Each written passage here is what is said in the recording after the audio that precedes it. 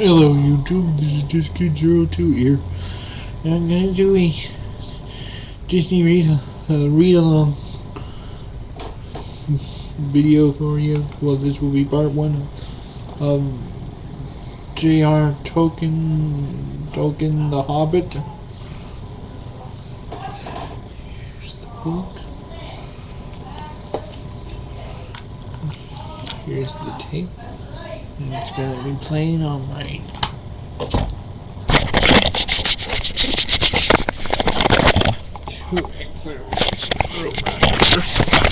let's get started.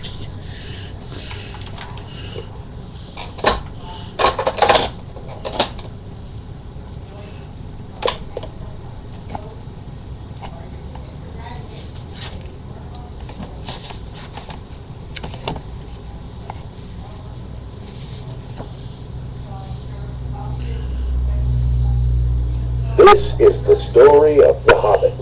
You can read along with me in your book. You will know it is time to turn the page when you hear the chimes ring like this. Let's begin now. As everyone knows, hobbits are small, quiet folk who live small, quiet lives in snug underground homes. They never ever visit the world outside, nor do they ever seek adventure. But this is the story of a special hobbit who did once have an adventure, and an exciting one it was. His name was Bilbo Baggins. One fine Wednesday morning, who should appear at Bilbo's door but 13 dwarves and Gandalf the Wandering Wizard. Mr. Baggins, I have an adventure in mind for you. Bilbo blinked twice in astonishment. Surely you don't want me? I'm only a simple hobbit. Actually, it's my 13 friends who want you. They have need of a clever burglar, and I've told them you would be excellent for the job. This is Thorin, their leader. A richly dressed dwarf stepped forward and bowed. Let us go inside and refresh ourselves, and I will explain. Far to the east lies Lonely Mountain. Thorin began while Bilbo set out the goblets. Long ago, our people lived there in harmony, digging gold and jewels and making beautiful treasures. But the day came when Smaug, the fire-breathing dragon, drove us away and stole our home and treasures. He lives there still. Thorin turned to Bilbo. Gandalf says you are a fine burglar and will be useful in getting our treasure back from Smaug. When Bilbo heard this, he fainted away. Thorin frowned. A brave burglar you found us, wizard. Don't worry, Thorin. Mr. Baggins will prove himself very useful before your journey is over. Early the next morning, Gandalf, Bilbo, and the dwarves set out on the winding road to the east. Bilbo was grumbling. I really don't know why I'm here. I wish I were back in my hobbit hole beside my warm fire. Gandalf chuckled. Come, Bilbo. This will be a great adventure, one you'll not soon forget. After many days' travel, the adventurers began winding their way up into the mountains. Suddenly, as they struggled up a narrow path, a terrible thunderstorm burst upon them. This way, quickly! Shouted Thorin. A dry cave! Wet and tired, they all crowded inside. Soon a warm fire was burning, and in no time at all, everyone was fast asleep. Late that night, Bilbo was awakened by a strange scraping sound. He stared in disbelief as the stone wall slowly opened.